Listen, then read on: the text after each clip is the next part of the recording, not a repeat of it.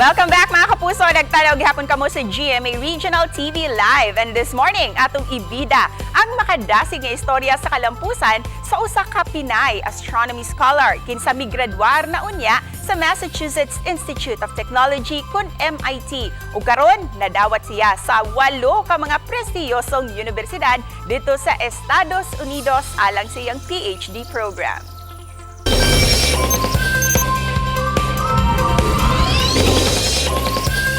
Labing unang Pinoy nga midaog sa The Breakthrough Junior Challenge o mas naila nga Oscars of Science niadtong tuig 2017, malampusong nadawat sa 8 ka mga presitihiyusong universidad sa Estados Unidos. Siya si Hillary Andales, kinsa migradwar sa Philippine Science High School Eastern Visayas Campus nga lumad nga taga Abuyog, Leyte. Gumikan siyang kadaugan, gihatagan siyang scholarship grant nga $250,000 ug tungod niini, mugradwar siya sa Massachusetts Institute of Technology kun MIT. Tinguha niyang mapaambit ang iyang kahibawo sa astronomy o physics. Maayong buntag, Hillary! Ug welcome back din sa GMA Regional TV Live. Would you like to greet all our kapusong Bisaya, especially your hometown? Yes, of course. Thank you for having me. Maayong buntag, labi na sa mga taga-Bugo, sa taga-Tacloban, mga taga-Abuyog nga akong mga friends. So, salamat kaayo sa inyong suporta. Hillary, we have witnessed how you gradually succeeded in life. O karon, road to PhD na ka. Yeah. What are the things that you are most grateful for?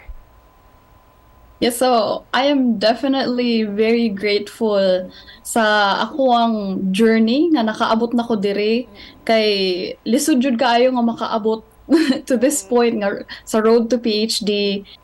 You mentioned the trials and the challenges. Unsa man na siya, Hillary? Can you share that to us?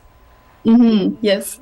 So kaning mga PhD programs nga akong gi-applyan, naa na sila sa field nga astronomy or astrophysics.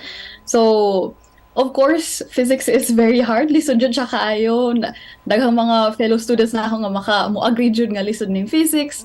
Nya, bisag ako galisdan jud ko ana nga subject. So, of course, that's one challenge. So, na ako'y mga exam nga nahagbong, na ako'y mga homework nga late.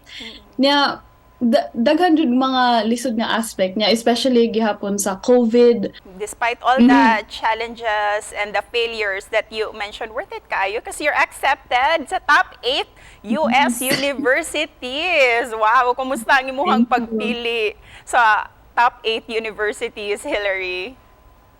Thank you. Actually, I've been really, really grateful and happy na mauna niya akong naabot karon kay 4 years jud ako nigitrabaho niya. As I said earlier, daghang mga challenges pero naabot na jud na ako. So I'm very, very thankful na naabot din ako nga milestone. Nya karon ang akong task for the next month is mupili ko kung sa asa jud ko moadto for the next 6 years of my life. Kining pagtimbang-timbang nimo which among the 8 universities na ba jud kay napusuan din ha, Hillary? Ay. Giganahan jud ko sa ilahang tanan pero karon so far ang akong pinakaganahan ay kanang University of Chicago or Yale. Karon throwback sa ta kadali, Hillary, ha, from where you really started sa Abuyog, Leyte. What was your childhood like, Hillary? So my childhood was very simple. We lived in Abuyog near the seaside part, and katong panahon na di pa mi kayo we weren't very well off financially back then, pero despite that my parents really valued education. So bisag gamay pa kaayo among balay, daghan jud mig libro. So lisod kaayo mo maglakaw-lakaw inside sa among bahay kay daghan jud nga libro. Someday ba, Hillary, would you like to come back here in the Philippines and share your expertise about physics and astronomy? Yes, of course. So, even though I'm already in the US and doing all of my research here, I still feel a great sense of duty nga mobalik jud ko dira sa Pilipinas, nga i-share jud na ako akong mga nahibaw-an ug na-learn diri sa Amerika. nya mobalik jud ko diha sa Pilipinas. Busa Hillary, what's your message of hope ilabi na sa mga estudyante din ha nga nahingangha sa science and to all parents and teachers as well? Yes, so ako ang message sa mga, especially sa mga students is keep going. Even ang mga students nga maingnan yung sana all nagsuffer gihapon na sila sa mga challenges ug sa mga struggles. So we're all the same. We all suffer through the same things, but despite that, we keep going, and if I did it, I know that many of you could do it as well. And my other message to the parents is to please keep encouraging and supporting your children. And to the Filipino people in general, I want to encourage everyone. I want to let everyone know that Filipino scientists do exist. When I was younger, I did not know of a single Filipino scientist around me, and I didn't know they existed.